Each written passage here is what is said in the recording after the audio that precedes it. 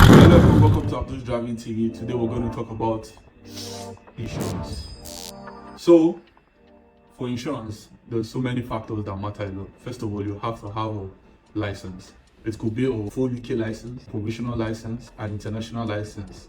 Yeah, those three. Aside that, the age of driving matters, at least 18, and the type of car you're going to drive, and the type of car you want to use for your insurance will also matter in getting a very good quote. So I would say one is more important than the other. They're all important and they work hand in hand. So let's take a typical example now. There are two websites I'm going to show you. One is Compare the Market and the other one is Confused.com. So I'll probably start with Confused.com. So at Confused.com, you put your registration number. So registration number is optional, but still put it anyways.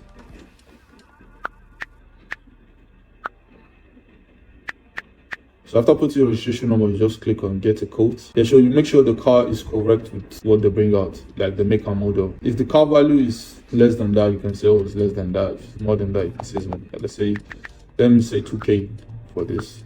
Then for the details, do you have any modifications? No dash cam. Does the car have a dash cam? At the minute, no. Still a new car. Continue.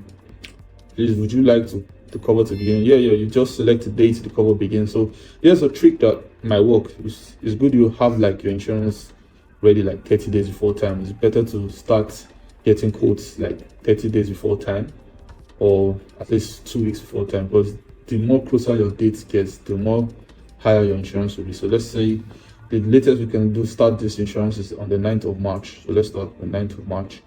So what level of cover do you need? So basically comprehensive, third party fire and theft, and third party only. Third party only just basically means in simple terms that if you hit someone's car, your insurance is going to fix the person's car and you have to fix your car. So third party fire and theft is the same with third party only, but it covers you for fire and loss of vehicle theft. Then while comprehensive, basically in simple terms, it covers you for everything in package, that's both third party and fire and theft, everything. So basically if you hit someone's car, your insurance would fix your car and fix the person's car. Let's say an accident basically. So let's go with comprehensive insurance. So the voluntary excess is the next one. This is the amount you choose to pay on top of the compulsory excess that's set by the insurer. Making a total excess value, you'd have to pay the total excess when making a claim. So for example, let's say you're making a claim and your claim is £1,000. Your insurance will give you, if you say you're willing to pay 350 or 250 or 150, your insurance will give you like 850 or 750, and you have to pay the rest. That is it. So what I would say for voluntary, you can put £0, you can, depends, but I would say put £250, because I think the higher you put it, depends, the lower your insurance will be, but it is not really a thing. So let's just say £250. So how do you normally pay for your car insurance? So I would say monthly payments, because most people do monthly, but I prefer annual payment because that's what I do. I prefer annual payment. Just pay once and forget about it. So let's say monthly payment, continue. Then you put your name, last name, date of birth, make sure you're above 18. Yeah. Yes, single. As a driver lived outside the UK since birth. Yeah, if you lived outside the UK since birth, you can say yes, you can say no. Let's just say yes. Does the driver own or use another vehicle? No.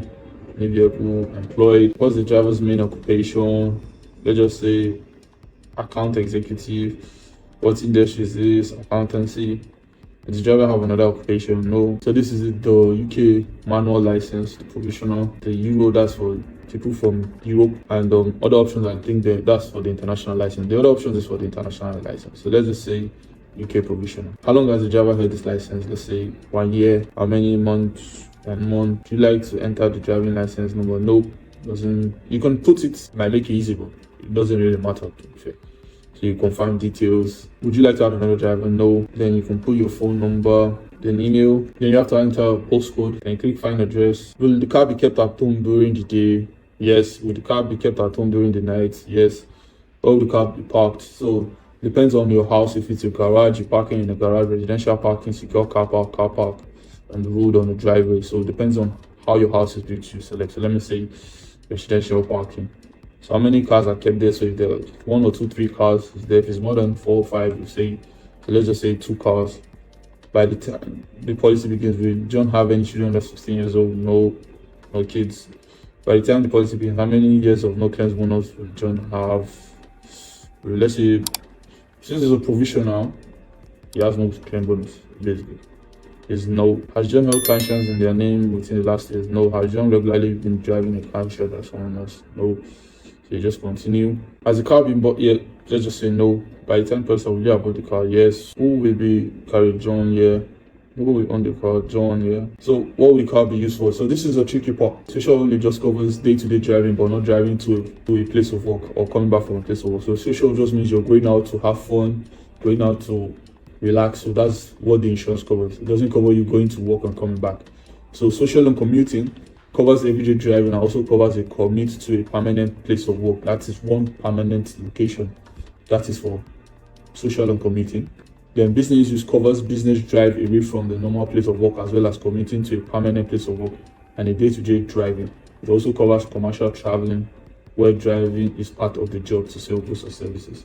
So let's say, for example, your place of work, it moves from one location to another. It doesn't have a permanent place, so I think business will be the best for you. But if you have a particular place of work, and then social and commuting will be the best. So the thing is, the social and commuting insurance is way cheaper than a business insurance. So you have to know have the right insurance depending on your situation. So let's say social and commuting. Then the annual mileage. This just means how many miles you intend to drive in a year. So you have to have an average idea. Let's say 10,000 miles. Have any driver had any motor accident? No. If you don't have commissions, no. Yeah, let's just say I can confirm. Then you click on continue. Then you click on create account. Then once you finish creating your account, then you see different policies that will come by. So for compare the market, it's basically the same. Start quotes and write it down. Sometimes you can get cheaper quotes on Confused. Sometimes you can get cheaper quotes on compare the market. So I'll probably make a video about compare the market on its own another time. Thank you for watching today's video. Make sure you have an insurance before hitting the road. It is a legal requirement. And don't forget to like, comment, and share. It is Abdul_driving_T.